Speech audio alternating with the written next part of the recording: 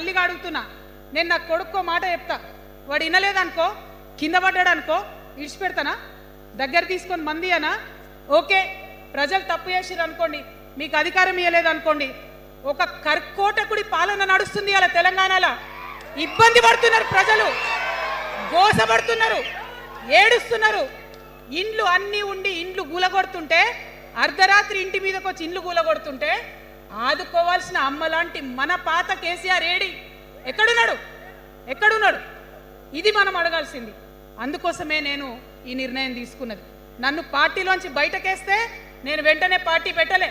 ఆనాడు కూడా చెప్పినా, నేను ఆలోచన చేస్తున్నా, మారతారేమో మారతారేమో మారతారేమో అని చూసిన, పదే పదే పదే వేచి చూసిన. ఇవాళ నన్ను పార్టీలోకి వెళ్ళి సస్పెండ్ చేసి 10 నెలలైంది.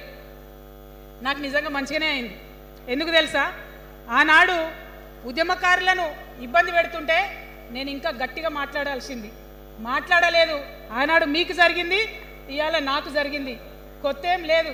కేసీఆర్ కోసం, టీఆర్ఎస్ పార్టీ కోసం, ఆనాడు తెలంగాణ ఉద్యమం కోసం ఇండ్లు అమ్ముకొని, భూములు అమ్ముకొని, ప్రతి ఊర్లో టీఆర్ఎస్ కండువా వేసుకొని పోరాటం చేసినటువంటి కార్యకర్తలు ఎక్కడున్నారు ఇవాళ? ఒక్క గుళ్ళ మెంబర్ ఇయర్ రాలేదా? ఒక్క గుడి చైర్మన్ ఇయర్ రాలేదా? తెలంగాణను